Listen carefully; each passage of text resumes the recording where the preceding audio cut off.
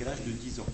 Donc effectivement, le discours que je vais vous dire là, c'est pas le discours que je tenais peut-être quand je suis arrivé ici en 2009-2010, où on a connu des hivers rigoureux, où la Bretagne est un phénomène de péninsule, des problèmes d'approvisionnement.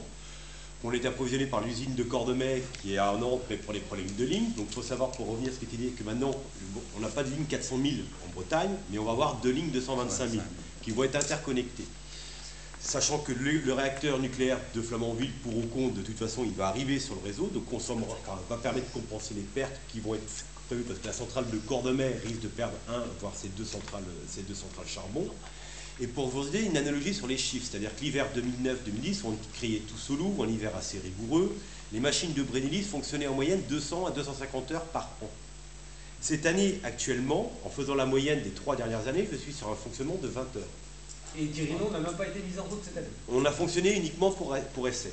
Alors il y a deux problèmes à voir, effectivement. On a un rôle de sûreté vis-à-vis réseau. On n'est jamais à l'abri d'un crack, mais plutôt sur un phénomène matériel ou un problème de congestion réseau.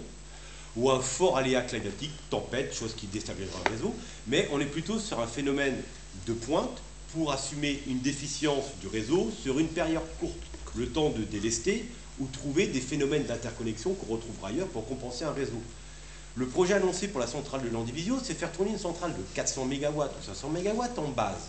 Sachant que sur l'expérience profonde qu'on a sur l'exploitation de nos machines en Bretagne, les turbines à combustion qui sont là comme depuis quelques années n'ont jamais eu ce type de fonctionnement. On fonctionne en pointe le matin, pendant 1 heure ou 2, le soir aussi, et les grandes périodes, on va dire les plus dures qu'on ait connues, 2008, 2009 et tout, on arrivait par une machine à fonctionner 4-5 heures par jour sur une moyenne de 15 jours dans l'année, qui nous faisait nous 200 heures de pareil de pointe, sur un contexte qui a complètement changé depuis.